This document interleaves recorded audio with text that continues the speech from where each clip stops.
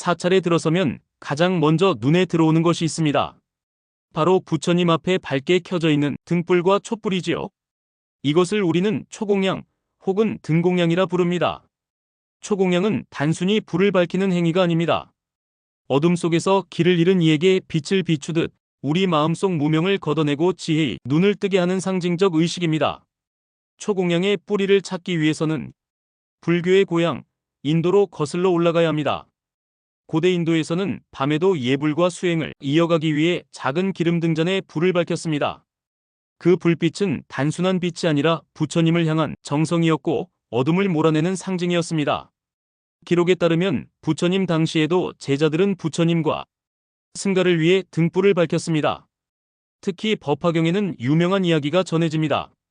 한 여인이 가진 것이 없어도 작은 등불 하나를 올렸는데 밤새 꺼지지 않고 환하게 빛났습니다.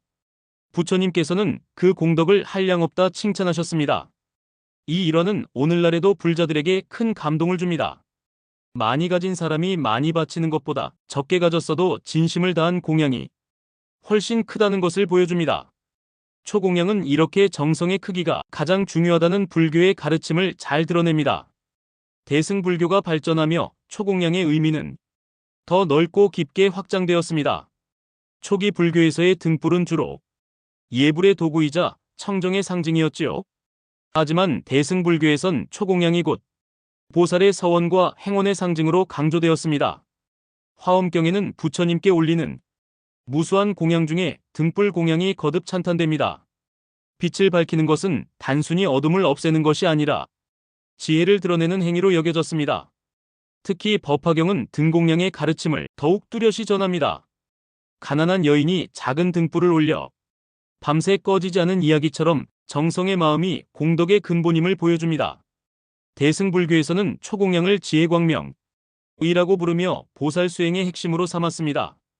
어둠을 밝히는 불빛은 중생의 무명을 깨뜨리고 모든 존재를 깨달음으로 인도하는 상징이었습니다. 또한 등불의 연속적 불빛은 부처님의 가르침이 끊이지 않고 전해진다는 전법의 상징이기도 했습니다. 등불 하나가 수천의 불빛으로 번져나가듯 보살 한 사람의 원력도 끝없이 퍼져나감을 의미했습니다. 따라서 대승불교는 초공양을 단순한 예불이 아닌 중생을 깨우는 위대한 행으로 보았습니다. 불교가 중국을 거쳐 삼국시대 한반도로 전해질 때 초공양도 자연스레 함께 들어왔습니다. 고구려와 백제, 신라는 사찰을 세우면서 부처님 전에 등불을 밝히는 풍습을 함께 도입했습니다. 삼국사기에는 왕실의 불교 의식에서 수많은 등불을 밝히고 향과 함께 올렸다는 기록이 남아 있습니다. 통일신라 시기에는 불국사와 석굴암이 세워지고 법당 안에 항상 등불과 향로가 놓여 있었다 합니다. 석굴암 본존불 앞에도 작은 등잔 흔적이 남아 당시 예불이 어떻게 이루어졌는지 보여줍니다.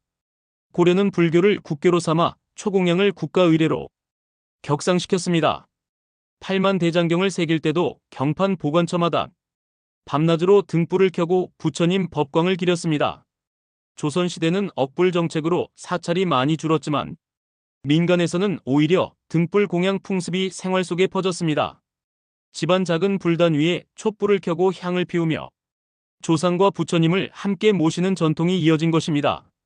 오늘날 한국 사찰에서는 법당마다 밝은 등이 항상 켜져 있습니다.